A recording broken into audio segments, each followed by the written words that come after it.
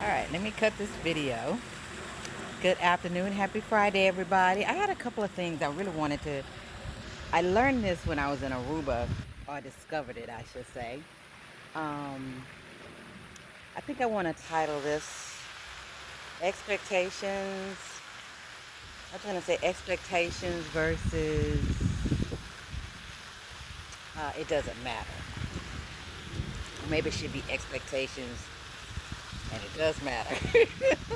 That's probably better because they're two different things that I've discovered over the last month or so. And I was connected to two different people at the time when learning this. But let's talk about it doesn't matter. You know, Grace noticed when I was in Aruba, we would walk into these restaurants, and this is a habit I discovered that I have. But it also reveals another underlying challenge that I have or had. Um, You know, when you walk into a restaurant, because you have all these options. You know, we were staying at the Palace, and you could eat inside or outside, window, no window, so all these options, right? So we would walk in, and the waitress would say, "Would you like to be outside or inside?" And that's her thing. I said, "Oh, it doesn't matter." I mean, just instant response. "Oh, it doesn't matter. Oh, it doesn't matter." But then 5 steps into the walk, I would say, "Oh, I don't want. We don't want to sit. I don't want to. I don't want to sit out. I don't want to sit outside because we realized the first time we sat outside, the birds would come like underneath the thing. I'm like, not trying to eat with feathered friends. So, Grace, I'm telling you, you better have you some friends that will address you. Okay, I'm learning to be more of that type of friend. Um, but Grace was like, so it did matter. I was like, what are you talking? What are you talking about? She said, well, when we walked in, she asked you about where did you want to sit, and you said it doesn't matter. And as soon as we started walking, you was like, oh, I don't want to sit. So we went somewhere else, and it happened again. I was like, oh man, this must be like a pattern or something. So probably about the third or fourth time we walked in, and the young lady was like, um, where would you like to sit? Do you want to be outside? Yada, yada, yada. And I said, not feeling outside today. We're going to sit inside, but can we have a window, please? Guys, it does matter. Be careful when you say that.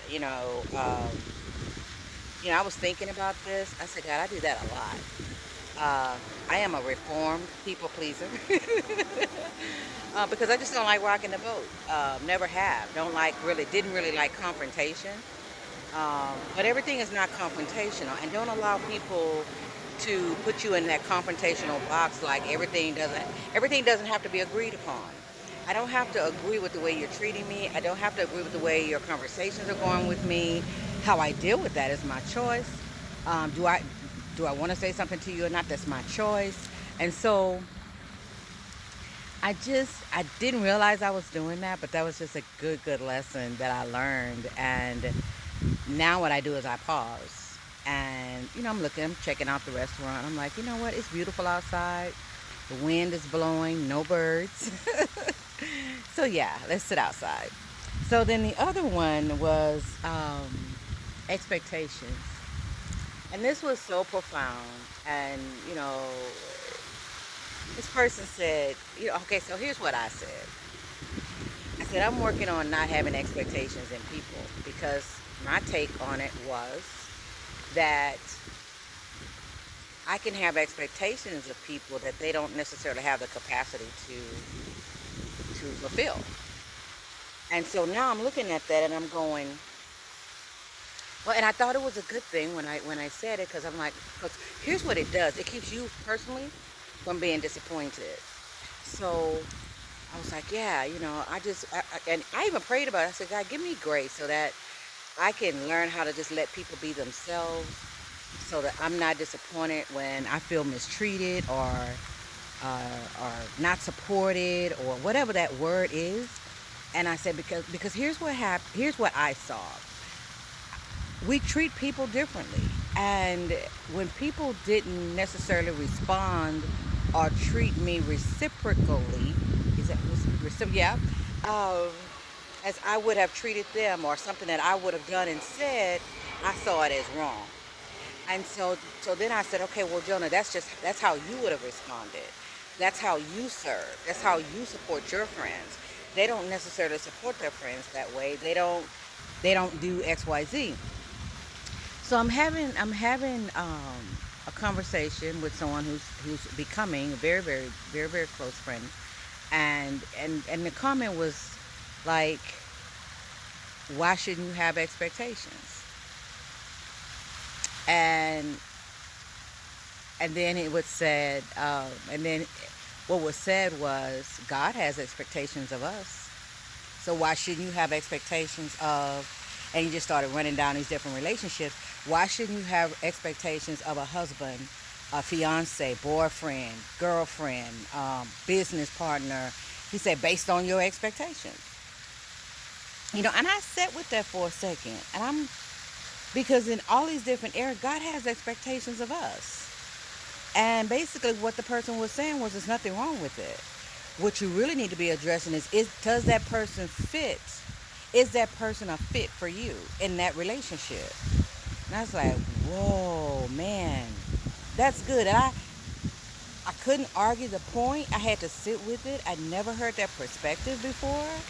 But I thought about it. I said, well, yeah, God does have expectations, and we disappoint him.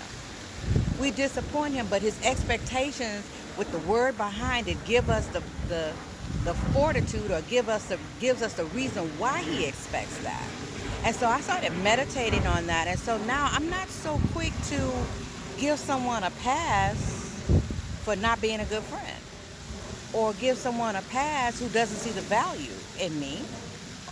They see cost versus value. I always say that all the time. If you don't feel like you're being valued in a relationship, that person may be looking at the cost of that relationship, which has nothing to do with you. So yeah, and the more I looked at what the person said, I said, you know what, you got a good point. You have a good point.